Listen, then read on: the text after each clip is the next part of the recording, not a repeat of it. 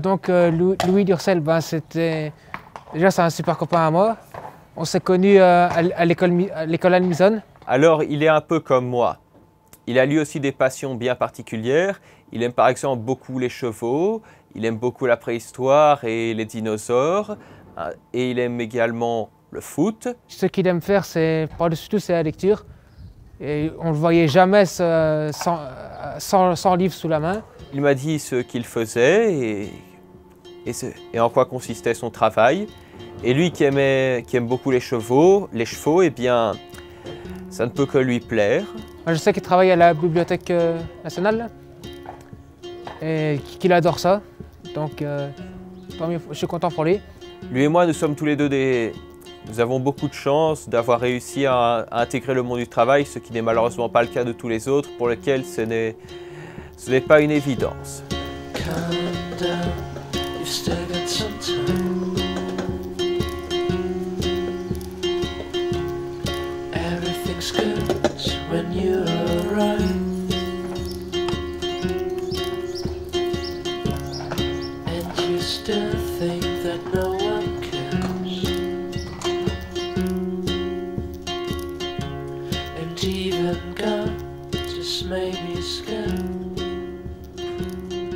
Aujourd'hui, en Belgique, on estime qu'il y a 60 000 personnes autistes. Seulement 50% de ces personnes sont atteintes d'une déficience intellectuelle. Donc il ne s'agit pas ici non plus d'un trouble qui va affecter les capacités intellectuelles de la personne. C'est vraiment un trouble du cerveau qui a pour conséquence d'altérer 4 pôles de fonctionnement de la personne, en général, qui sont la communication, les interactions, l'imagination et les capacités cognitives. On entend par là la capacité de s'organiser, la mémorisation, la planification. On parle bien du spectre de l'autisme justement parce que chaque personne va être touchée de manière très très différente par rapport à ces 4 pôles.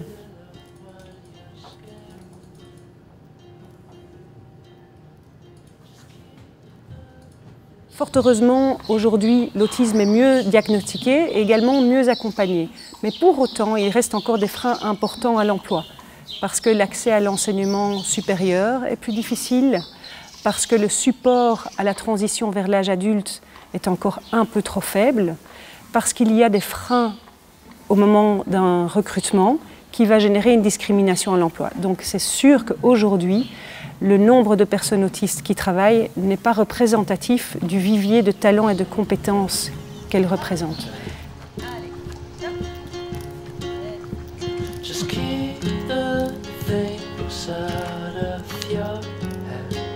Et donc il y a vraiment un effort à fournir à ce niveau-là. Je me réjouis quand même qu'aujourd'hui, une sensibilisation plus forte s'organisent autour de l'autisme et qu'un accent est mis sur leurs compétences et sur leurs qualifications. Mais pour autant, ça va nécessiter un accompagnement sur mesure pour réussir cette intégration et cette arrivée dans le marché de l'emploi.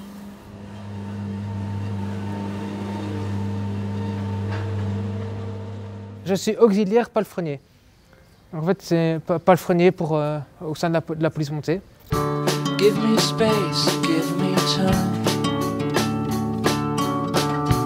It's not easy to define, and I'm trying to defend all the things that have. Nous sommes aux casernes de la police fédérale, où c'est le siège de la police montée. Donc c'est pour ça qu'on est entouré de chevaux. C'est la cavalerie nationale en fait. Donc on s'occupe du bien-être des chevaux et de s'occuper des box. Au matin, quand on arrive, d'abord on sort les chevaux, comme ça c'est plus facile pour nous pour faire les box. On nettoie les box et on leur met de la paille fraîche et du foin tous les matins. Une fois que les box sont faits, c'est juste faire un petit tour de temps en temps pour enlever 2-3 crottins, juste pour que ça reste propre. Ça va faire 1 an que je suis là et je me sens très heureux ici. Être avec des chevaux, c'est quelque chose que j'aime faire et c'est quelque chose que je maîtrise. Donc, j'ai pas démarré sans expérience déjà, comme je faisais déjà du cheval avant, donc ça a été le métier idéal. Marie-Laure Jeannet, c'est elle qui m'a décoté un stage de 1 mois ici.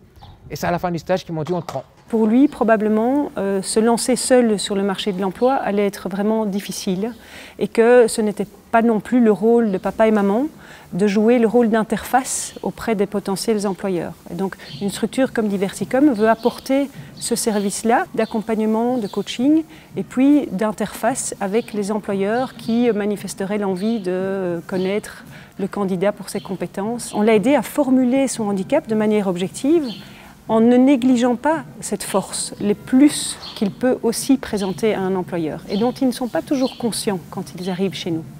Les collègues, c'est des gars super sympas. Dès que je suis arrivé, ils m'ont tous accueilli. Et ils m'ont tous dit tu fais à ton aise, prends le temps que tu as besoin. Ils sont toujours là. Si j'ai des questions, j'ai qu'à aller les voir. Et puis on s'amuse un peu de temps en temps. Pour les collègues, il y avait aussi des défis. C'était d'accueillir une personne autiste sans connaître l'autisme et d'apprendre à collaborer tout en ayant conscience des limites de Baptiste, mais en valorisant aussi ses forces. Et une fois, j'ai eu un petit problème avec un cheval. Il a glissé, il est tombé juste devant son boss quand je le rentrais. Sur le coup, j'ai un peu paniqué. Et là, on a dû un peu me... J'ai besoin d'une personne de référente quand même, pour me calmer et m'aider dans ce genre de moment-là.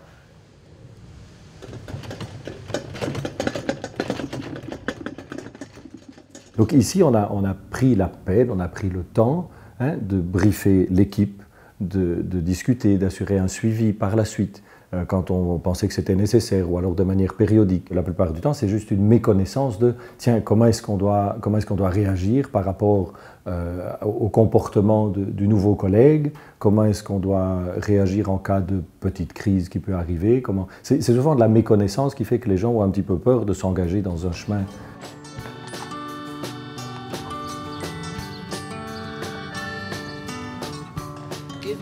Le team jouera toujours un petit rôle quelque part, mais j'arrive à gérer la chose. Les autres collègues, ils n'ont pas remarqué. Enfin, chez moi, ça ne se remarque pas. Donc, comme ça, quand tout va bien, ça ne se remarque pas. Donc, maintenant qu'on ne peut pas remarquer ça, il n'y a eu aucun problème.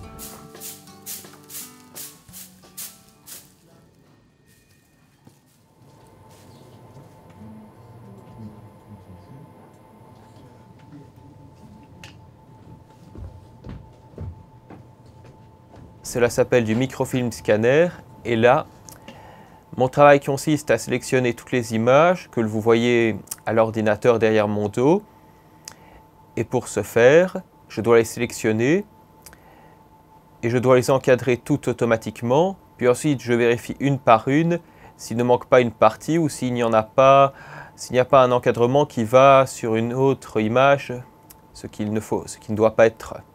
Et alors je corrige et ainsi de suite jusqu'à ce que j'ai fini.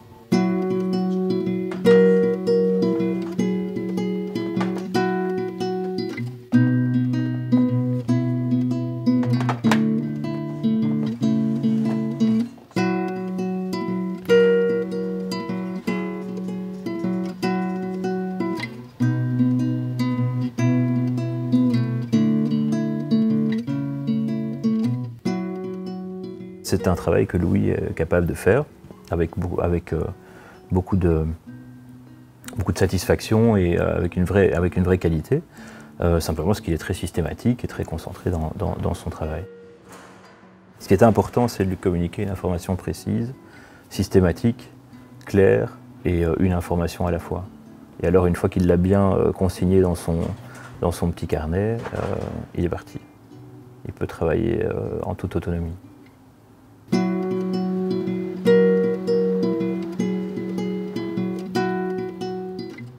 Je fais un travail pour lequel certains ne s'y sentiraient pas à l'aise, mais que moi, ça me va parce qu'il y en a qui ne font pas toujours le même travail, ça peut varier, ils s'y sentiraient à l'aise parce qu'ils s'y connaissent mieux, ils savent mieux improviser, mieux aller faire un autre travail, mais moi, ce ne serait pas forcément évident. Avant même d'accepter un stage pour Louis, c'est quelque chose dont on a parlé avec l'équipe. Donc l'idée, c'était de se dire, on se lance dans l'aventure à condition que tout le monde marche tout le monde se retrouve dans la démarche et que tout le monde soit prêt à l'accueillir de manière à maximiser les chances de succès et puis avoir une approche bienveillante par rapport à cet essai, à cette expérience. Il est encadré de manière un peu plus précise par un collaborateur qui est sa personne de référence. Par contre, au niveau du travail, il effectue son travail tel que nous l'avons contextualisé, organisé, avec le même succès, avec la même productivité, avec la même constance que n'importe lequel de ses collègues. Donc il faut vraiment distinguer deux aspects, l'aspect relationnel et l'aspect expertise technique, aptitude au travail. I ain't gonna hurt you. Just my way of life. Ma priorité pour moi, c'était d'entrer dans le monde du travail et de ne pas rester, de ne tenir qu'à l'allocation de handicapés et qui est versée pour les personnes qui n'ont pas de travail. Alors certes, j'avais mes parents, mais j'avais conscience que voilà, ils ne seraient pas toujours là et qu'ils ne pourraient pas éternellement travailler et qu'un beau jour, voilà, quand cela arriverait, il faudrait que moi, à mon tour, j'ai de quoi aussi subsister tout en faisant quand même quelque chose qui me plaise.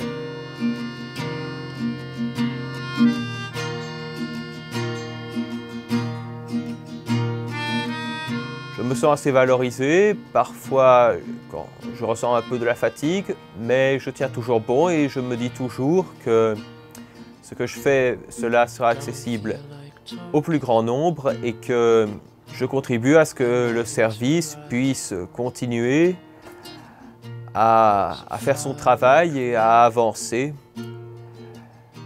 dans la diffusion des journaux. Il s'agit d'une belle aventure humaine, ça c'est sûr, d'une première expérience réussie.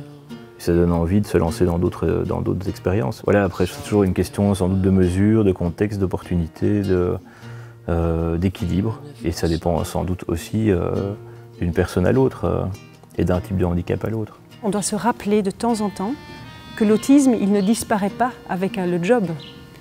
Il reste là et il va devoir quand même être considéré à certaines étapes ou à des moments où la relation est rendue plus difficile. Le handicap, par définition, repousse les limites des grandes catégories et au sein même d'une catégorie de personnes handicapées, un sujet n'aura pas les mêmes aptitudes qu'un autre. Mais pour sortir de ces catégorisations, on est obligé de rentrer dans un rapport humain individuel.